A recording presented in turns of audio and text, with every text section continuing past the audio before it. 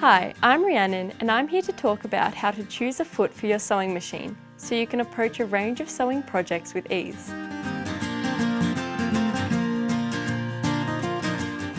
The first thing you need to know is what type of installation your machine needs, which will help you choose a foot. You have two different options for installation, depending on your machine: clip-on and screw-in. The names of both methods describe the action you do. With clip-on feet, you simply snap them into place, and with screw-in feet, you have to take a bit more time to twist the little knob at the back of the foot. Knowing which type of machine you have will help you when you're choosing a foot. Different sewing machine feet help you complete certain tasks quickly and easily when you're sewing. Here, I'll go through the types of feet you have to choose from. Walking foot. This general type of foot is good for most projects, including when you're sewing with thin fabrics or multiple layers.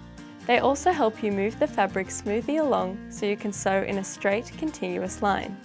Walking feet have their own tiny feed dogs on the underside, which move the top layer of fabric along at the same time as your machine's built-in feed dogs. Zigzag foot.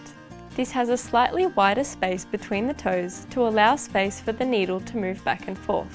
Check the maximum stitch width of your machine to check the space is big enough for your needle. Zipper foot.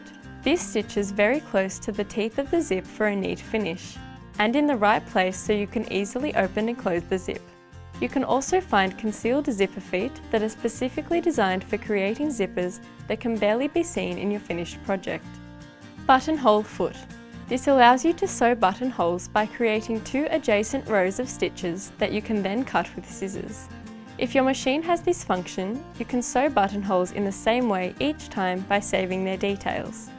Button feet easily sew on and securely attach buttons with your machine, no matter their size or shape. A quilting foot, also known as a 1/4 inch foot, allows you to sew thicker fabrics evenly and precisely. You can use it when you're sewing straight and curved stitches.